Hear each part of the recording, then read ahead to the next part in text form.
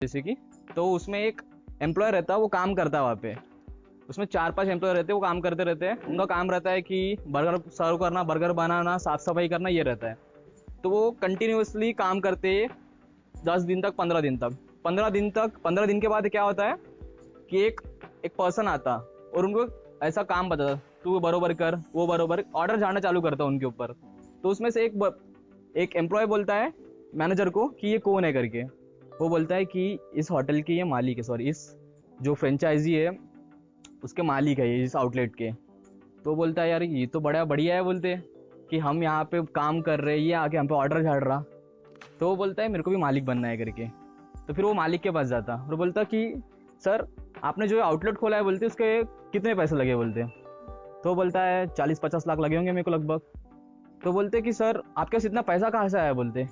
वो बोलता है कि ये मेरा पैसा नहीं है, ये पैसा किसका है, मेरे फ्रेंड जो कनाडा में बैठा है उसका पैसा है। तो ये बोलता है ये तो और बड़ा सिस्टम है कि पैसा कोई दूसरा लगा रहा, होटल कोई दूसरा चला रहा। ठीक है, तो इसमें क्या होता है कि एम्प्लॉय रहता जो काम करता है, और जो बिजनेस है ओनर जो काम संभालता है, और जो इन्वेस्टर है काम में पैसा लगाता है। तो इससे क्या हो गया कि एम्प्लॉय को काम के पैसे मिल गए, बिजनेसमैन को काम करवाने के पैसे मिल गए, और इन्वेस्टर को कुछ भी काम नहीं करने के पैसे मिले। ठीक है, तो यहाँ पे रहता है कि हमारा भी बिजनेस में सॉरी 4 क्वाड्रेंट रहता है कैश फ्लो में। एक रहता है ई, एस, बी और आई। ठीक है, और रॉबर्ट कियोसाकी बोलता है कि जितने भी काम है, वो बिजनेस रहो, गवर्नमेंट जॉब रहो, प्राइवेट जॉब रहो, इस 4 कैटेगरी के अंदर ही आते हैं, कोई भी काम रहो वो। ठीक है, तो ई का मतलब होता है एम्प्लॉय, एस का मतलब सेल्फ एम्प्लॉयड, बी का मतलब बिग बिजनेस, और आई का मतलब इन्वेस्टर। ठीक है, तो रॉबर्ट कियोसाकी बोलते हैं कि हाँ ये मतलब जो भी काम है इस 4 के अंदर आता है। तो हम अभी 4 कामों जो भी है ई एस बी आई, हम इसको अच्छे से देखेंगे कि इसका मतलब क्या होता है, और हम इसमें से कौन से कैटेगरी में जाना चाहिए जिससे हम फाइनेंशियल फ्रीडम अचीव कर सकें। ठीक है, हम वो देखते हैं। तो सबसे पहला आएगा अभी एम्प्लॉय। ठीक है, एम्प्लॉय के जिंदगी में या जो भी हम ग्रेजुएट करते हैं उसके बाद सबने एक लाइन सुनी होंगी कि सिक्योर जॉब ढूंढ लो, सेटल हो जाओ। सबने सुना होगा कि एक अच्छी जॉब ढूंढ ले, सिक्योर जॉब ढूंढ ले और सेटल हो जा। और ये शो क्या करता है, सिक्योर जॉब ढूंढ ले, सेटल हो जा, एक फियर शो करता है। फियर किस चीज का शो करता है कि तेरे को सिक्योर जॉब ढूंढनी चाहिए, क्योंकि उन्हें तो कभी भी कोई भी लात मार के निकाल सकता है। एक फियर है, डर है। ठीक है, तो अगर कोई भी पर्सन एक सिक्योरिटी की तरफ दौड़ रहा है तो 99% चांसेस है कि वो एम्प्लॉय है। ठीक है, क्योंकि most of the employees security के पीछे ही भागते हैं। ठीक है, और मनी और जॉब में, पैसा और उनकी नौकरी में अनसर्टेनिटी वर्ड से सबसे ज्यादा नफरत करते हैं एम्प्लॉइज लोग, कि मेरे को पैसा हर महीना आना चाहिए, मैं हर महीने जॉब पे जाना चाहिए। अनसर्टेनिटी एम्प्लॉइज में नहीं दिखती है, बहुत सारी चीजों में दिखती है। जैसे बिजनेस में अनसर्टेनिटी कभी भी होती है, पैसों में भी होती है, जॉब में लेके अनसर्टेनिटी दिखती है। ठीक है, अगर एम्प्लॉय बोलता है कि if I am not interested in money, तो बराबर बोलता, वो पैसे में इंटरेस्टेड नहीं रहता, वो इंटरेस्टेड किस में रहता है, सिक्योरिटी में, कि मेरे को सिक्योर जॉब चाहिए, भले ही मेरे को 20,000 रुपये है, मेरे को 25,000 नहीं चाहिए। I don't want 30,000 but I want my job secure. उसको सिक्योरिटी ज्यादा इंपॉर्टेंट लगती है। ठीक है, तो अब इसमें आता है second category, self employed. Self employed कौन रहते हैं, खुद के बॉस। और मोस्ट ऑफ टाइम क्या रहते हैं कि एक वेल एजुकेटेड रहते हैं सेल्फ एम्प्लॉयड लोग। जैसे कि उसमें एग्जांपल बताओ, डेंटिस्ट, डॉक्टर हो गया, लॉयर हो गया, ये खुद का जो रहता है फर्म चलाते हैं, क्लिनिक चलाते हैं डॉक्टर्स लोग, ये खुद के रहते हैं। सीए भी इसमें आता है। ठीक है, और इसमें और 2 लोग आते हैं सेल्फ एम्प्लॉयड में, जैसे कि ये बहुत एडुकेटेड हो गए पहले के लोग, डॉक्टर, लॉयर, ये सब। और उसमें आते हैं अनएडुकेटेड नहीं बोल सकते, पर उनको एजुकेशन से उतना ज्यादा कुछ लेन देन नहीं रहता है। For example shopkeeper, plumber, mechanic, ये सब लोग भी सेल्फ एम्प्लॉयड है, खुद के बॉस है। इन लोग भी, एक गैरेज वाला होगा या साइकिल वाला होगा, खुद का बॉस है वो, पर ज्यादा एजुकेटेड नहीं है वो। ठीक है, तो उनके लिए पैसा ज्यादा इंपॉर्टेंट नहीं होता, उनके लिए इंपॉर्टेंट क्या होता है, इंपॉर्टेंट फ्रीडम।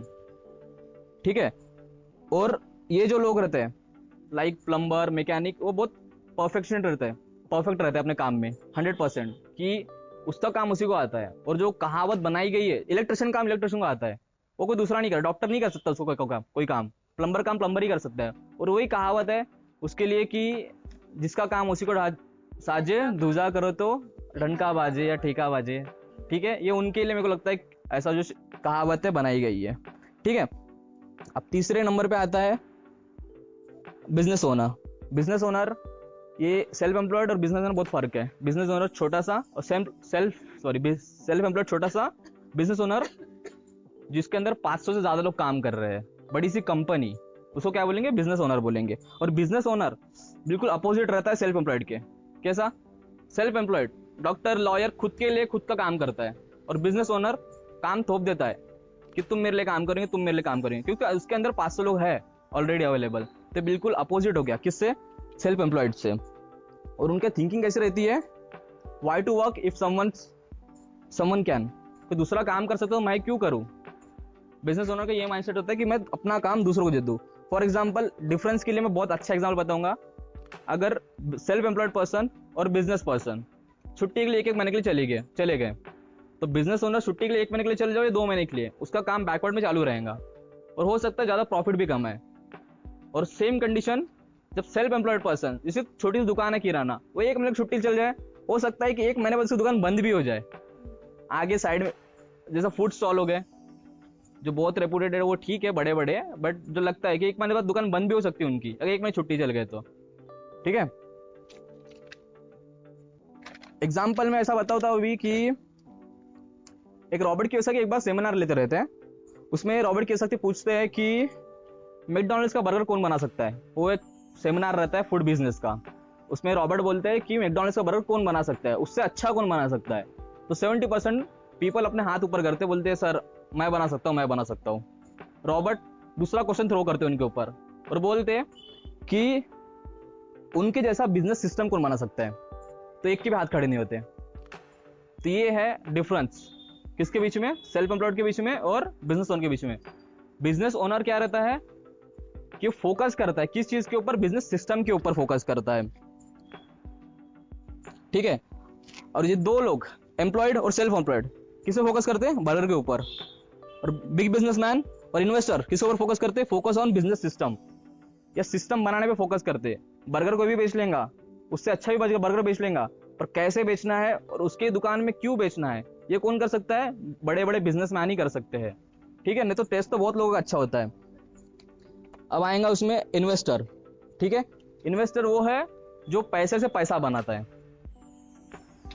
और ये बाकी के जो तीनों है, एम्प्लॉयड हो गया, सेल्फ एम्प्लॉयड हो गया और बिजनेसमैन, ये अमीर ही हो सकते हैं, ऐसा नहीं कि अमीर नहीं हो सकते, बट जो रिच और जो वेल्दी है वो सिर्फ इन्वेस्टर होता है मोस्ट ऑफ द टाइम। देखो अभी बिजनेस, हाँ बिजनेसमैन, जो बिग बिजनेसमैन है, बिग बिजनेसमैन हो गया और इन्वेस्टर हो गया, ये किस चीज के ऊपर फोकस करते हैं? 2 चीज के ऊपर फोकस करते हैं, ओपीटी और ओपीएम के ऊपर फोकस करते हैं।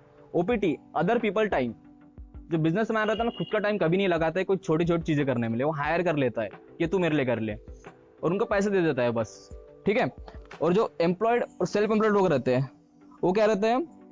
उसमें एक एग्जांपल बताता हूँ रॉबर्ट कियोसाकी का, कि उसके जो फादर रहते हैं, जो लोगों ने बुक पढ़ेंगे उसमें पता है इसमें 2 फादर रहते हैं, उसके एजुकेटेड फादर रहता और एक रिच फादर रहता। तो उसके जो एजुकेटेड फादर रहते हैं उनको होता है प्रमोशन, तो वो रहते हैं एम्प्लॉय कैटेगरी में। वो बोलते प्रमोशन हो गया मेरा, बोलते अब मेरे पैसे भी बढ़ेंगे।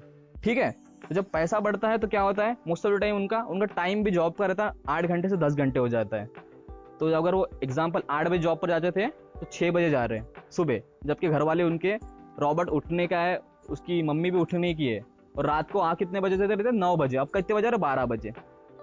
एम्प्लॉयड में और सेल्फ एम्प्लॉयड में क्या होता है? पैसे बढ़ जाते हैं ऊपर, पर टाइम क्या हो जाता है? कम। हम टाइम कम दे सकते हैं अपने फैमिली को, एम्प्लॉय में और सेल्फ एम्प्लॉयड में। बट बिजनेस और इन्वेस्टमेंट में क्या होता है? पैसा जैसा बढ़ता है वैसा टाइम भी बढ़ता है। ठीक है, बट इसके लिए फाइनेंशियल इंटेलिजेंस बहुत ज्यादा मैटर करती है। फाइनेंशियल इंटेलिजेंस उनको बहुत अच्छे से आनी चाहिए। जैसे कि उनको सर्वाइव करना है बिजनेसमैन और इन्वेस्टर को, तो उनको क्या पता रहना चाहिए? मनी मैनेजमेंट, पीपल कैसे मैनेज करना है, हाई प्रॉफिट कैसे निकाल सकते हैं कंपनी से और लो कॉस्ट में। बिजनेस का ये रहता है कि कॉस्ट कटिंग करना है, तो हम कितने से कम पैसे में कैसे बच सकेंगे। उससे क्या होगा, हमारा पैसा बचेगा, हमारा बिजनेस ग्रो होगा। पैसा बढ़ रहा है, टाइम भी बच रहा है हमारे पास। यहाँ पे क्या हो रहा है, उल्टा, पैसे बढ़ रहे हैं, टाइम, पैसे भी इतना नहीं कि 20 से सीधा 50,000 हो जाएगा, 20 से 25,000 हो जाएगा, टाइम कम। ठीक है, तो हम वहाँ पे अपना टाइम के लिए पैसा दे रहे हैं। अभी हाँ, जैसे कि एम्प्लॉय लेफ्ट कैटेगरी याद है ना, ES और BI। Left category employ, self employed, businessman, investor. अब जो लेफ्ट कैटेगरी रहती है वो किस चीज पर फोकस करते हैं, सेविंग के ऊपर फोकस करते हैं। ठीक है, हाँ, सेविंग के ऊपर फोकस कर रहे हैं। जैसे कि हम लोग मोस्ट ऑफ इट उसमें आते हैं, पैसा सेव करने में फोकस करते हैं। हमने 1 लाख रुपए सेव कर लिया, कल मोदी जी ने नोट बंद कर दिए, हमारे घर पे नोट रखे 2000 के नोट बंद कर दिए। ठीक है, तो उसमें क्या होगा कि मनी हमारा उतना काम का नहीं रहेगा। बट जो गोल्ड और सिल्वर रहता था वो क्या हो गया, सेविंग हो गया कि इन्वेस्टमेंट हो गया, इन्वेस्टमेंट। वो गोल्ड एंड सिल्वर आगे भी काम आएगा। ठीक है, तो इसमें एक बहुत अच्छा मुद्दा आता है, जैसे कि 1971 में गोल्ड का पर 10 ग्राम का रेट कितना था, 193 रुपीज। बट अभी 2023 में कितना है, 58,000। ठीक है, क्या हो गया, पैसा बढ़ गया, बरोबर। और क्या हो गया, 50 साल बाद, जो अमल भाव हम टॉपिक डिस्कस किए थे, 50 साल बाद क्या हुआ कि 95% जो वैल्यू है किसकी, अपनी जो रुपीस की, वो घट गई। जैसे जैसे हमारे ईयर्स बढ़ते जा रहे हैं, हमारे पैसे की जो वैल्यू है वो कम होते जा रही है। एक इंडिया में नहीं, अपने वर्ल्ड वाइड में परचेसिंग पावर बहुत ज्यादा कम हो रही है। फॉर एग्जाम्पल अभी 2024 आएगा, ठीक है, मतलब लगभग 26 साल बाद 2050 में, अभी हम किराना 10,000 खरीदते हैं नॉर्मली, हम 1 लाख का किराना खरीदेंगे 2050 में। एग्री करते क्या, 1 लाख का किराना खरीदेंगे हम, तो तब तक स्कूटी 1 लाख की नहीं आएंगी, 10 लाख की आएंगी। परचेसिंग पावर कम होती जा रही है जितना क्या, और पैसा सेव कर रहे हैं, साल बाद पैसा की वैल्यू घट रही है। हमको पैसा सेव नहीं करना है, इन्वेस्ट करना है। ठीक है, अभी रॉबर्ट बोलते हैं कि देखो परचेसिंग पावर कम हो गई, रॉबर्ट बोलते हैं कि today savers are the real losers. ठीक है, जो अभी जो सेव करते हैं वो सबसे बड़े लूजर्स है। अभी एग्जाम मैंने आपको बता दिया क्यों लूजर्स है वो, क्योंकि हमारी परचेसिंग पावर घट रही है और ये रुकने वाली नहीं है, कमी होंगी। आज 10 रुपए की नोट में एक चिप्स आता, 100 के नोट में आएंगे, 1000 में भी आ सकता, कुछ बता नहीं सकते किसी का भी। ठीक है, अब आते हैं प्रॉपर्टी के ऊपर। हम जब प्रॉपर्टी खरीदते हैं, हम क्या करते हैं, आजू बाजू लोगों को देख लेते हैं कि मतलब ये बोलता है इस प्रॉपर्टी में ज्यादा पैसा मिल रहा, इसमें इतने साल बाद इतना निकलेगा। हम लोगों को देखकर या सुनकर, और इवन ब्रोकरेज जो ब्रोकर्स लोग रहते हैं उनकी बातों में आकर क्या करते हैं, हम लोग प्रॉपर्टी खरीद लेते हैं। और ये हमारे लिए क्या रहता है, इमोशनल बाइंग। हम इमोशनली बाय कर रहे हैं, हमको पता नहीं हम इमोशनल है, हम बोल रहे हैं यार ये हमारा एक पॉइंट ही है, 10 लाख का है, 15 लाख का हो जाएगा 10 साल बाद। इमोशनल हमारा अटैच है उसमें से, किससे, पैसों से, 5 लाख बढ़ जाएगा ना हमारा। इमोशनल बाइंग कर रहे हैं हम। ठीक है, ये दो चीजों से। इसके वजह से क्या होता है, अब हम सोच रहे हैं कि पैसा इसमें लगा है, 5 साल बाद बढ़ेगा, ये क्या हो गया, इन्वेस्टमेंट हो गया। इसलिए क्या होता है कि 10 में से 9 इन्वेस्टर लोग, हम जैसे लोग 9 इन्वेस्टर लोग घट जाते हैं नीचे, उनका प्रॉफिट नहीं होता है। बिकॉज ऑफ दिस रीजन कि हम किसी का सुन के, एक ब्रोकर की बात सुन के हमने क्या किए, प्रॉपर्टी खरीद लिए। अब इसमें क्या बोलते हैं कि एवरेज पर्सन, हम जैसे लोग एवरेज पर्सन, रॉबर्ट बोलते हैं कि 95% हम आंखों से देखते हैं पैसों को और 5% दिमाग से सोचते हैं। पर रॉबर्ट बोलता है कि पैसे आंखों से नहीं देख सकते। इसका मैं रीजन बताऊंगा क्यों आंखों से हम नहीं देख सकते। ठीक है, और जो बिजनेसमैन और इन्वेस्टर क्या है, 95% दिमाग से सोचते हैं और 5% देखते बस अपने आंखों से। पैसा हम दिमाग से सोचना चाहिए 95% टाइम्स, और 5% हमको काय से सोचना है, 5% हमको आंखों से देखना है। ओके, सो हमारा स्टेप 1 क्या है कि what is the first step to train your mind to watch money. पैसा हम देख नहीं सकते, तो हमारा पहला स्टेप क्या रहेगा, पैसे कैसे देखना है, हमको अंडरस्टैंड करना है उसके नंबर्स को, उसके जो कॉन्सेप्ट्स है, उसके जो टर्म्स है। अब टर्म्स का मतलब इसमें क्यों कैसे बताऊंगा, देखो एग्जाम्पल, डॉक्टरी लैंग्वेज में अगर डॉक्टर बोल रहा है आपको, आपका सिस्टोलिक 120 है, डायस्टोलिक 80 है, मोस्ट ऑफ लोगों को जिसने बायो नहीं पढ़ा उसको कुछ नहीं समझ में आ रहा। ठीक है, और फाइनेंस की बात में बोले तो एक इन्वेस्टर है, वो बोल रहा है अपने एम्प्लॉय को कि मेरा रियल एस्टेट की मेरी कैपिटल रेट 12% है। मेरे को भी नहीं समझ में आता ये, ठीक है, तो पहला वाला समझ गया। ये क्या हो गया, उनके टर्म्स हो गए, उनके नंबर्स टर्म्स 12% नंबर में आया, डायस्टोलिक सिस्टोलिक टर्म्स में आया, हमको नहीं पता है। इसीलिए यही चीज बोलते हैं कि हमको आंखों से नहीं देखना है, हमको यहाँ से सोचना है। अगर हम ये टर्म को सीख जाएंगे, उनके परसेंटेज को सीख जाएंगे, उनके नंबर को सीख जाएंगे, तो हम अपने पैसों को इनडायरेक्टली, हम जो बोल रहे हैं कि हमको दिमाग से देखना है पैसों को, हम वही करना चालू कर देंगे। ये हमारा स्टेप 1 था, ठीक है, क्योंकि हम नॉर्मली ये यूज नहीं करते हैं अपने जो डे टू डे बेसिस में। अब स्टेप 2 क्या रहेगा, learn to recognize what real risk is. लोग क्या बोलते हैं, इन्वेस्टिंग इज रिस्की। रॉबर्ट क्या बोलता है कि financial uneducated is risky. Financial हम अनएजुकेशन है, अनएडुकेटेड है, वो हमारे लिए रिस्की है ज्यादा। किससे, इन्वेस्टमेंट करने से ज्यादा रिस्की क्या है, हम अनपढ़ रहे पैसों के लेके, वो ज्यादा रिस्की है, ठीक है। तो हाँ, तो इसमें एग्जांपल देता हूँ भी, जैसे कि एक प्लेन उड़ाना है किसी को, जो पायलट है 50 साल से, वो बहुत अच्छे से प्लेन उड़ा लेगा, पर जो सिर्फ अभी ट्रेनिंग कर रहा है, उसने कभी प्लेन हाथ में पकड़ा भी नहीं प्लेन का स्टीयरिंग, तो उड़ा पाएगा क्या, वो नहीं उड़ा पाएगा। इसमें क्यों नहीं उड़ा पाया, वो उसके पास प्लेन की एजुकेशन नहीं थी, कैसे उड़ाना है, how to drive the plane, उसको एजुकेशन नहीं था। तो हमको पैसे को कैसे इन्वेस्ट करना है, इसका एजुकेशन हमारे पास नहीं रहेगा, तो हमारे लिए रिस्की हो जाएगा। किससे ज्यादा रिस्की हो जाएगा, इन्वेस्ट करने से ज्यादा रिस्की हमारे लिए क्या है, नॉलेज ना होना किस चीज की, पैसों का, ठीक है। देखो कि फाइनेंशियल एजुकेटेड होना बहुत ज्यादा डिफिकल्ट है इन टर्म्स ऑफ, मतलब जो नंबर्स रहते हम जल्दी से नहीं सीख सकते, 1 महीने में 2 महीने में नहीं सीख सकते, इसको कॉन्स्टेंटली मेहनत करना पड़ता है हमको, और टाइम टेकिंग रहता। और इसी के कारण अभी जैसे कि बोलेंगे हमारे मम्मी पापा को कि तुम फाइनेंस के ऊपर बुक्स पढ़ लो, इन्वेस्ट मत करो डायरेक्ट, तो करेंगे क्या, नहीं करेंगे, क्योंकि टाइम टेकिंग है ये, और सबसे बड़ी बात डिफिकल्ट भी है थोड़ा सा। तो इसके लिए क्या होता है, हम क्या करते हैं, हमारा जो नेबरहुड रहता है, जो हमारे पहचान का रहता, उसके भरोसे पर हम क्या करते हैं, पैसा इन्वेस्ट कर देते हैं किसी भी चीज में। हमने ये देखा क्या, उस बंदे को नॉलेज थी क्या उसके ऊपर, नहीं थी नॉलेज उसके ऊपर, हमने इन्वेस्ट कर दिया। क्यों, हम सुनते ब्रोकर जिसकी भी बातें हम सुन के इन्वेस्ट कर देते, और ये हमारे लिए सबसे ज्यादा रिस्की है, ठीक है। अभी आएगा होम फाइनेंस के ऊपर। घर के लिए पैसा लेते हम, बहुत लोग लेते हैं, जिसको सपना रहता है 1 करोड़ घर लेना है, ठीक है, उसके लिए क्या करते हैं उन लोग कि पैसा लेते हैं, लोन लेते हैं, ठीक है। अब बैंकर क्या बोलता है, your home is an asset, ठीक है। ये टर्म हमने इतने बार रिपीट कर दिया अमोल भाव ने, हमने कि सबको पता है, पर मैं इसमें एसेट यूज बताऊंगा कि मतलब मजा आ जाएगा, ठीक है, कि your home is an asset. वो झूठ नहीं बोल रहा कि अपना एसेट नहीं है अपना घर, पर वो पूरी बात भी नहीं बता रहा हमको, पूरा सच नहीं बता रहा है हमको एक बैंकर। कैसे,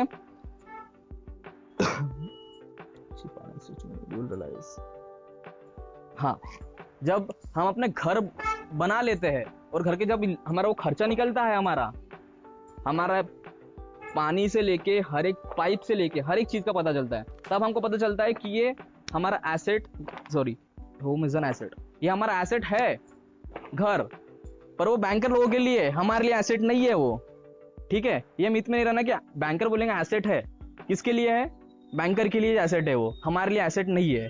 इसका मैं एक बहुत अच्छा एग्जांपल दूंगा, ठीक है। होम लोन एसेट नहीं है कि लाइबिलिटी है, हाँ, 10% लोन पेड, इट्स CO2, मेरी राइटिंग मेरे को नहीं समझ रही, 10% लोन पेड, इट्स, हाँ, एक लाइन छोड़ दे रहा, हाँ, जैसे कि, हाँ, ठीक है, याद आ गया मेरे को, 10% हो, कोई भी चीज हो अपने अपन, जैसे कि मैंने क्या बोला कि अपना घर एसेट है, एसेट नहीं है, लाइबिलिटी है, ओके। क्यों, क्योंकि जहां पैसा गया वो एसेट नहीं है, वो लाइबिलिटी में कन्वर्ट हो जाता। घर में 5 साल के बाद 10 साल के बाद पेंट मारना पड़ता। हमने अभी घर पे ऊपर ये किए, उसके लिए 2 लाख तो खर्चा आया होगा लगभग, ये लाइबिलिटी में कन्वर्ट हो गया, हमारा एसेट नहीं है, ठीक है। अनटिल एंड अनलेस, जब तक किराए वाले ना हो, ठीक है, पैसा आता रहता, वो एक छोटा सा ऐसा हो सकता है उसमें, पर जब तक जहां से पैसा ना आ रहा, वो एसेट नहीं है, वो लाइबिलिटी में कन्वर्ट हो जाएगा, अगर एक भी पैसा नहीं आ रहा। जैसे कि ये घर बहुत पहले से मेरे दादाजी ने मानना होगा, कुछ सोच के मानना होगा कि पैसा आना चाहिए करके, पर अभी पुणे में जाएंगे, मुंबई में जाएंगे, बड़े सिटी में जाएंगे, मेट्रो में, वहां पर बहुत सोचते ही नहीं किराया आना चाहिए, बड़ा घर चाहिए मेरे को, इसी घर को 2 रूम करेंगे बस, और इतना जबरदस्त करेंगे कि नहीं, मतलब कांच का घर, फैन बढ़िया सा, एसी घर में 4, उसमें से अपने को पैसा आने वाला है क्या? नहीं आने वाला है। तो हमारे किस में कन्वर्ट हो जाएगा? लाइबिलिटी में, हमारा एसेट नहीं है घर। ठीक है, इन्वेस्टर्स में क्या सोचता है कि जहां से कैश फ्लो आ रहा है, जहां से इनकम आ रहा है, वो हमारे लिए क्या है? एसेट है, या एसेट है, लाइबिलिटी नहीं है। ठीक है, अब लोन की बात आ गई तो इंटरेस्ट की भी बात आ जाएंगी। ठीक है, हाँ, लोन की बात है तो इंटरेस्ट की बात आएंगी। फॉर एग्जाम्पल, एक घर है 1 लाख का, घर 1 लाख में नहीं आता, एग्जाम्पल है। ठीक है, एक घर है 1 लाख का, बैंकर ने बोला है, या जो भी इन्फ्लुएंसर है, ब्रोकर है, उसने बोला है कि 30 साल का, उसने बोला मेरे को 30 साल का चाहिए, 8% मेरे को चाहिए। ठीक है, 1 लाख के ऊपर उसने 20,000 डाउन पेमेंट कर दिया, कितने हो गए? 80,000। 80,000 का 8% करना है। ठीक है, तो वो बोलेंगे 30 साल तक मेरे को 8% ही भरना है। पर जब 8% हम कैलकुलेट करते तो कितना निकल के आता? 2,11,323, 323। ठीक है, 8% 30 साल के बाद इंटरेस्ट के बाद, इससे क्या होता है? इतने ये पैसे, हमने ये पैसे के ऊपर ये पैसा भी भरा है। घर कितने में पड़ा? 80,000 में, 1 लाख में नहीं पड़ा हमको घर अभी, क्योंकि 20,000 में भर दिए थे, तो हमको 1 लाख में घर मिलना चाहिए। ठीक है, घर कितने में मिल रहा है हमको? 2,11,000 में। एसेट किसके लिए? बैंकर के लिए, कि हमारे लिए एसेट हो गया अभी ये। ठीक है, इसमें क्या होता है कि इसको लगभग कैलकुलेट करेंगे तो 166% डबल अमाउंट हम पे कर रहे हैं। 166%, 100% भी नहीं, ज्यादा पे कर रहे हैं। ठीक है, अब बैंक की बात आएंगी तो सेविंग, हाँ, तो यही पे मैंने जब बोला था ना कि वो बोल रहा है कि एसेट है, पूरी बात नहीं बता रहे। एसेट किसके लिए है ये मेरे को बताना चाहिए, एसेट उनके लिए है। ठीक है, तो जब ये डिपॉजिट की, अब बैंक की बात आएंगी तो इंटरेस्ट की बात हो गई, अब सेविंग की बात भी आएंगी। ठीक है, तो हम सेविंग में क्या होता है, फॉर एग्जांपल हमने 10 रुपए डिपॉजिट किए, तो मोस्ट ऑफ द बैंक क्या करते हैं कि 90% पैसा दूसरों को लोन दे देते हैं। अब एक पर्सन, मैंने 10 रुपए इन्वेस्ट किया, एक पर्सन ने लिया 9 रुपए लोन लिया। ठीक है, बैंक की तरफ से 9 रुपए किसमें से गए? मेरे इसमें से गए। पर हमारे जो डिजिटल अमाउंट रहता है बैंक के ऊपर, हमारे स्क्रीन के ऊपर 10 रुपए ही दिखाएगा, कम नहीं दिखाएगा अपने को। ठीक है, जितना हमने डाले थे उतना ही दिखाएगा, पर वो पीछे का पैसा उनको दे दिए, तो कितने रुपए? 9 रुपए उधर। अब वो वापस करेंगे, कितना होगा? 10 और 9 19 रुपए। 19 रुपए किससे जाएगा? बैंक को। हमको कितना मिल रहा है? 10 ही मिल रहा है। वो बोलेगा कि सेविंग करते हमको इंटरेस्ट मिलता है कितना? 1 रुपए मिलेगा ना, 11 रुपए। 10 साल बाद भी ऐसा होता है कि एग्जाम्पल 10 रुपए लिए तो हमने 12 रुपए मिलते हैं, ज्यादा 13 रुपए, उतना ज्यादा पैसा नहीं मिलता। तो पैसा किसको मिला? बैंक को मिले ना, बरोबर। ठीक है, तो bank most of the time 90% लोगों को दे देता है। इससे क्या होता है कि जब भी कोई फाइनेंशियल क्राइसिस आ गया, पैंडेमिक आ गया, तो बैंक के बाहर लाइन लग जाती है। अब यही सोचो ना कि बैंक को तुम्हारे पास जमा किया था, अब बैंक इन्वेस्ट कर रहा है क्या? हमको ये नहीं पता ना कि बैंक दूसरों को लोन दे रहा है हमारे पैसों में से। अगर लोन नहीं देता था तो उसके पास पैसे रहते थे, पर जिसने लोन दे दिया वो भग गया ना, अब वो कहां से वापस करेगा? ऐसा होता है कि इसलिए बैंक के बाहर लाइन लग जाती है कि हमारे पैसे वापस करो, और उनके पैसे जिसने लोन दिया था उसके भी डूब गए, तो पैसा कहां से वापस करेंगे? एक टाइम में उतना पैसा वापस नहीं कर सकते। बैंक 1 लाख 2 लाख का लोन नहीं देता है, करोड़ों में रहता है उनका, तो एक टाइम में उन वापस नहीं कर सकते। ठीक है, तो और हम अभी बोल रहे हैं कि बैंक को जरूरत है कि हमारे पैसों की सेविंग की। बैंक इतना बड़ा रहता है, आरबीआई इतना बड़ा है, इसको पैसों सेविंग की जरूरत ही नहीं है। वो क्यों हमको सेविंग का वहां पे ऑप्शन दे रहा है? ट्रस्ट बिल्ड करने के लिए। क्यों ट्रस्ट बिल्ड करना चाहता वो? क्योंकि हमको वो लोन बेचना चाहता। ठीक है, जब वो ट्रस्ट बिल्ड करेगा तब हम लोन खरीदेंगे। हमारा पैसा उसके पास था, अभी भी पैसा है हमारे, 5 साल हो गए, 10 साल हो गए, अब हम उनकी तरफ से लोन लेंगे ना। हम मोस्ट ऑफ टाइम क्या होता है कि इंडिया में 1000 ब्रांड है, हमने गिने चुने 10 ही सुने। क्यों? एडवर्टाइजमेंट, या जो भी हमारे कान पे नाम पड़ा तो हमको लगता है कि ये ब्रांड है। हमारे कान पे नाम नहीं पड़ा मतलब ये ब्रांड नहीं है। ऐसा होता है कि एप्पल से बड़ा ब्रांड होगा कोई इन टर्म्स ऑफ फोन, हमने नाम नहीं सुना, उसकी एडवर्टाइजमेंट गलत है, उसकी मार्केटिंग गलत है, दैट्स व्हाई हम क्या सोचते हैं कि एप्पल से बड़ा ब्रांड कोई भी नहीं है इन टर्म्स ऑफ फोन। ठीक है, तो ऐसे बहुत लोग हैं, बट हमको क्या करना चाहते हैं? वो लोन हमको बेचना चाहते हैं, इसलिए वो ट्रस्ट बिल्ड कर रहे हैं एक सेविंग का ऑप्शन देके अपने बैंक के अंदर, नहीं तो उनको अपने पैसों से कुछ लेना देना नहीं है। ठीक है, तो यहाँ पर ही मैं बोलना चाहता कि हमको मनी आंखों से नहीं देखना है, दिमाग से सोचना है 95% टाइम, 5% टाइम आंखों से देखना है, ठीक है। और यहाँ पे रिच डैड की लैंग्वेज में बोलूंगा मैं, तो जो एम्प्लॉय रहता है, E section, upper most left side section, employees, एक सिस्टम के लिए काम करता है, उससे नीचे सेल्फ एम्प्लॉयड, एक सिस्टम है, business owner, big business owner, system को ओन करता है या क्रिएट करता है, उसका सिस्टम है वो, और जो इन्वेस्टर सिस्टम में पैसा डालता है, ठीक है। तो यही था मेरा आज के लिए बस। और लास्ट में बताना चाहता हूँ, अगर फाइनेंस के बारे में पढ़ना है तो ये वो 4 बुक है मेरे, मैंने नाम ज़्यादा ये नहीं किया, मैंने सर्च नहीं किया, मेरे को इतना बुक के नाम पता है इसलिए मैंने डाल दिया।